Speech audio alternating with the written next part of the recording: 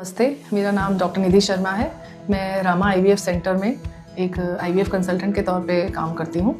तो आज हम बात करेंगे एक बहुत ही इंटरेस्टिंग टॉपिक पे, और बहुत ज़्यादातर पेशेंट के मन में सवाल भी होता है कि आईवीएफ प्रोसीजर क्या होता है, कितने दिन लगते हैं, कंप्लीट बेड रेस्ट की ज़रूरत होती है, मुझे घर से काम से छुट्टी लेनी पड़ेगी, कितने दिन का मेरा छुट्टी का टाइम रहेगा और मैं उसके बाद कितने जल्द से जल्द काम पे वापस आ पाऊँगी। ठीक है, तो यही कुछ सवाल हैं जो कॉमनली आजकल पेशेंट पूछते हैं, तो आज हम उसके बारे में ही बात करेंगे। तो आईवीएफ प्रोसीजर 2 हिस्सों में हम बांट सकते हैं। पहला हिस्सा होता है oocyte रिट्रीवल का, जो प्रोसीजर जिसमें हम एग्स निकालते हैं, एग्स बनाते हैं और उनको रिट्रीव निकालते हैं। दूसरा स्टेप होता है एम्ब्रियो ट्रांसफ़र का, जो जब हम एम्ब्रियो जो हमने आईवीएफ के दौरान एग्स निकाले उनसे जो एम्ब्रियो बना, फिर उस एम्ब्रियो को जब वापस हम यूट्रस में प्लेस करते हैं तो उसको हम एम्ब्रियो ट्रांसफ़र कहते हैं। वो सेकेंड स्टेप होता है। तो जो पहला स्टेप है वो कितने दिन रहता है?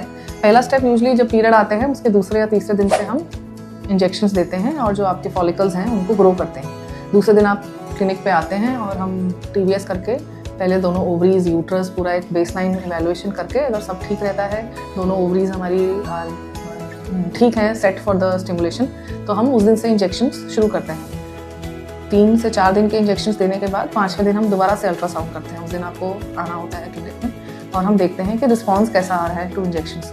अगर रिस्पांस हमारा सेटिस्फैक्ट्री है तो हम 3 से 4 दिन के इंजेक्शंस और आगे फॉरवर्ड करते हैं।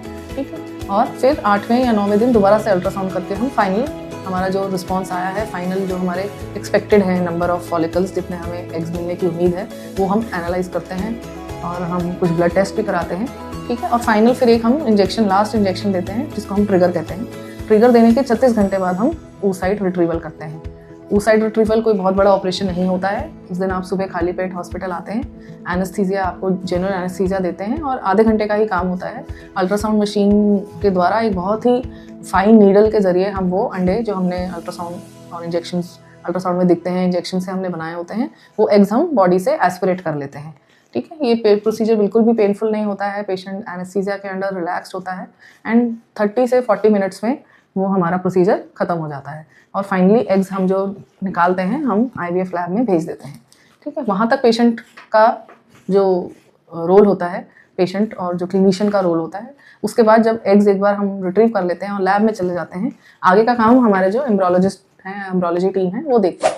पेशेंट ऑलमोस्ट आधे घंटे बाद ओटी से बाहर होता है। 3 से 4 घंटे बाद आराम से पानी वानी पी के, चाय बिस्किट लेके शाम तक हम पेशेंट को घर भेज देते हैं।